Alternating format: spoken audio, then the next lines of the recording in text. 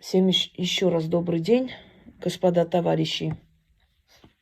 Сниму небольшое видео и отвечу раз и навсегда, поставлю точку в одном нелепом вопросе, которым меня уже донимают и достают, не знаю уже который год. А последние месяцы как с цепи сорвались все. Итак, друзья мои, значит,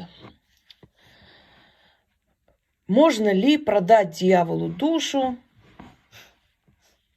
за деньги? Вот как продать, как выгодно продать и все прочее. Прямо аж хочется риэлтором устроиться и вот подешевле души ваши забрать, впарить, знаете, и заработать комиссионные. Ей-богу, уже прям такие мысли приходят. Может устроиться на такую дополнительную должность. Продавец душ, посредник.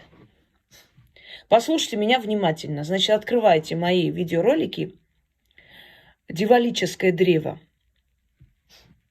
и смотрите. Открывайте, значит, мою лекцию «Ты раб или свободный? Врата зла». И внимательно смотрите. Значит, послушайте меня. Дело в том, что дьявол – это не злая сила.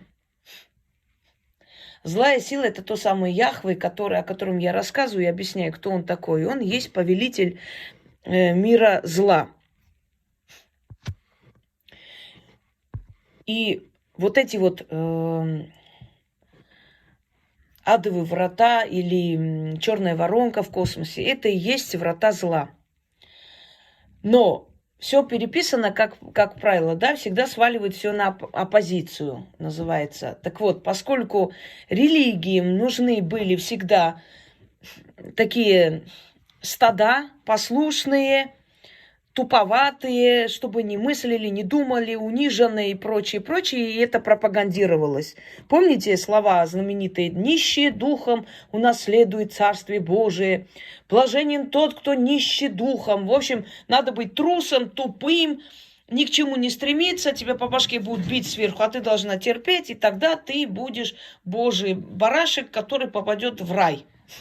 Поскольку такими людьми управлять легче.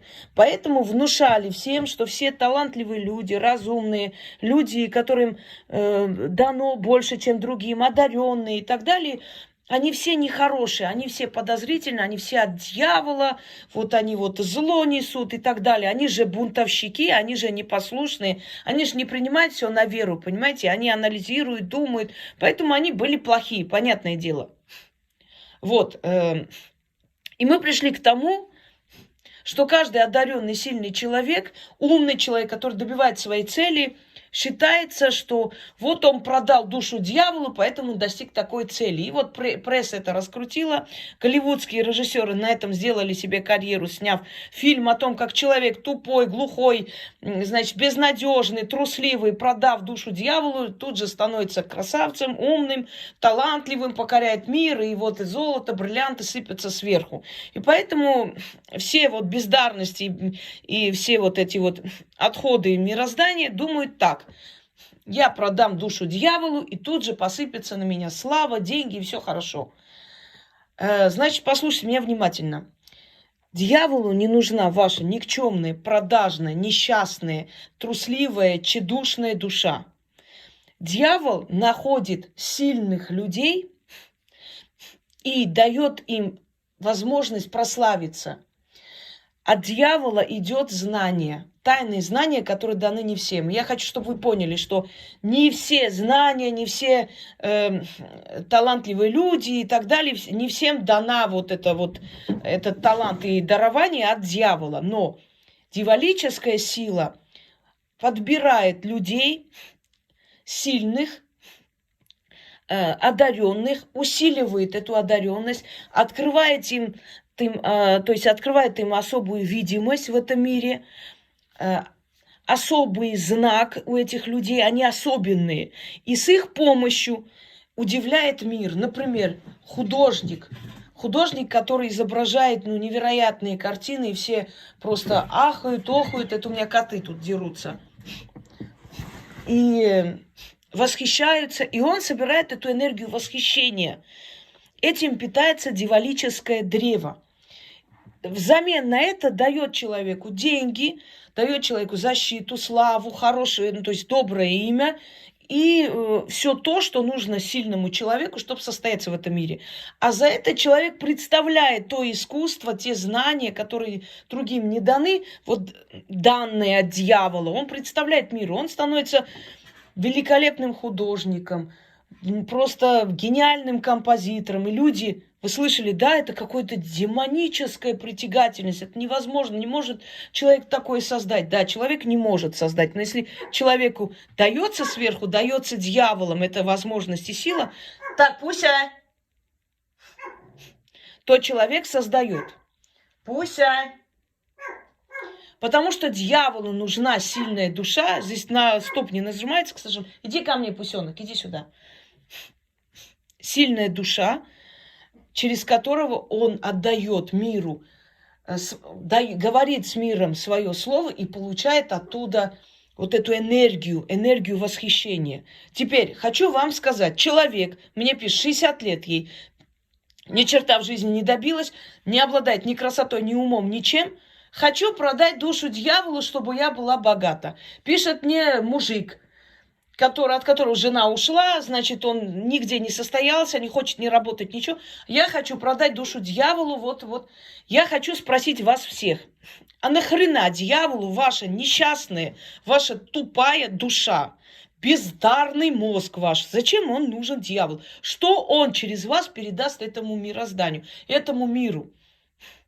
Те, которым покровительствует дьявол с малых лет, они отличаются острым умом, они отличаются притягательностью, они одаренные люди, они несут в мир нечто такое, что другим непонятно. Они режиссеры, они политики просто с дьяволической энергией, они художники, они композиторы и так далее. А у вас что есть? Ради чего он должен вашу душу забрать? Кроме того, почему говорили, что люди, которые разумные, которые тщеславные, которые добиваются чего-то в этой жизни, что они продали душу дьяволу, чтобы напугать стадо? Мол, если ты стремишься к чему-то другому, обязательно плата за это очень страшная. До сих пор стадо говорит, до сих пор вот эти могуйки, что вам говорят? Если вам вы что-то просите, вам что-то дают, за это душу заберут. Плата большая, страшная. Знаете об этом? Для чего? Вот это вот религиозные, вот это вот внушение, да, стаду, вот это вот прессование стаду. Стадо, ты должно быть тупое, глухое, бездарное, ничтожное, трусливое, ничего не проси, ни к чему не стремись, ничего не хоти. Почему? Потому что тобой легче управлять, когда ты тупое. А когда ты читаешь, изучаешь, узнаешь, ты думаешь, нет, подождите, так не пойдет. Я не буду подчиняться вслепую, потому что там икона плачет. Я и исследую икону. А почему она плачет? А что случилось? Мироточит. Потому что краска стекается, потому что фокус-покус попов. Погодите, я изучу, что за огонь спускается там каждую Пасху, там священный огонь. Я пойму, что никакого священного огня нет, что это фокус для того, чтобы нас одурачить. А ты тогда невыгодно стаду. Ты продаешь душу дьяволу, что ты делаешь? Человек, если ты чего-то хочешь добиться, дьявол сразу же твою душу заберет. Поэтому быть несчастным, тупым и надейся вечно на то, что кто-нибудь что-нибудь тебе подкинет, вот тогда ты угоден Господу, Боженьке. Понимаете? И вот точно таким же стадным вот этим инстинктом, ведь могуйки тоже родились в таких семьях, да, из стадных вот этих вот товарищей. И они точно так же внушают, что вот у Хосроевой хорошие работы, да, вам помогают, но вы за это будете душу отдавать, душу заберут, это заберут, то. Почему? Потому что они сами не виноваты, они так с детства, у них развития нет мозга, они никогда саморазвитием не занимались. Что слышали, то и говорят. Что вижу, того пою. Так вот, товарищи, господа, дьявол выбирает и покровительствует людям, талантливым, одаренным, сильным, через которых он передает свое слово миру. И мир восхищается теми работами, теми шедеврами, которые передаются через дьяволическое древо, дьяволическую силу этому миру. Потому что его всегда называли ключник знаний. То есть то самое сакральное знание, он всегда от дьявола идет. Но не в плохом смысле, как вам внушали, а потому что это есть та самая сила вселенская, которая дает знания сакральные, невидимые другим. Но поскольку надо было запугать стадо, чтобы стадо не хотело развиваться, надо было говорить, что это зло. И дьявол есть зло, и каждый талантливый человек есть злой, потому что он не просто талантлив, он же хочет самоутвердиться, он хочет себя найти в мире, он тщеславен. Почему нет? Он хочет славы благодаря своим работам, своему таланту. Да, он не хочет сидеть на месте, он хочет развиваться, он хочет денег, славы и так далее. Это нехорошо. Это дьявол заберет, там Боженька вас накажет. Так вот, дьявол ничью душу не забирает. Душа не принадлежит никому. Душа принадлежит хаосу, мирозданию. Он никому не принадлежит. Никто не может вашу душу взять себе в собственность. Если человек сделал преступление против мироздания после смерти, его душа в неволе долгое время, пока не откупит то, что сделал. Я объясняла, как это происходит. 1000 раз не хочу. Открывайте мои лекции, смотрите, соответствующие, да? Но он не забирает ничью душу. Он дает человеку возможность в этом мире самоутвердиться, показать себя. Он дает ему тайные знания, тайное видение вещей, то, что другим не дано. И если человек с радостью это принимает, приумножает, работает, развивает и передает миру, то дьявол за это все, за это вот, скажем так, достойный поступок, достойное принятие вот этого дарования, дьявол дает ему возможность через свой талант и знания получить славу, получить доброе имя, получить деньги и защиту. Но он ничью душу не забирает. И напоследок я вам скажу, знаете, напоминает что? Когда мужчина на дорогом, значит, за рулем дорогой машины, да, проезжает, и тут какая-то уличная путанка такая подходит, вся макияж а-ля 80-х, и говорит: мужчина, не хотите поразвлечься? Недорого беру. Он говорит: нет, девушка, спасибо, я трипера боюсь, до свидания. И поехал дальше. Мужчина хочет добиваться женщины недоступной, умный, красивый, если он нормальный мужчина, достойный, знаете, аристократичный мужчина. А вот эти вот, которые себя предлагают, у него вызывает отвращение. То же самое дьявол. Тот, который на коленях умоляет: бери меня, пожалуйста, мою душу, я на все готова, только сделай меня богатым. Из чего сделать богатый? Ты в 60 лет ни хрена не добилась, мозгов нет, ума нету, ничего нет, талантов нет, ничего нет у тебя. Ты дожила до 60 лет. Пусть обижаются, мне без разницы. И вот ты продала душу дьяволу, он взял и тут же сделал тебя богат. Ты тут же стала умной, красивой, талантливой.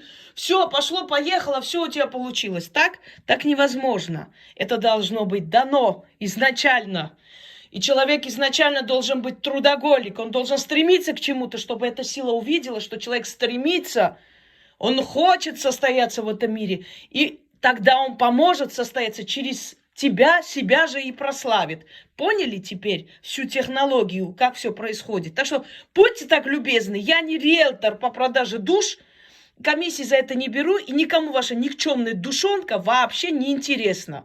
Тот, кто хочет продать свою душу, его душа вообще нахрен никому не нужна. А оставьте меня в покое с этими сказками. Читайте эти сказки дальше своим детям, внукам или кому-нибудь еще на ночь. Всем удачи!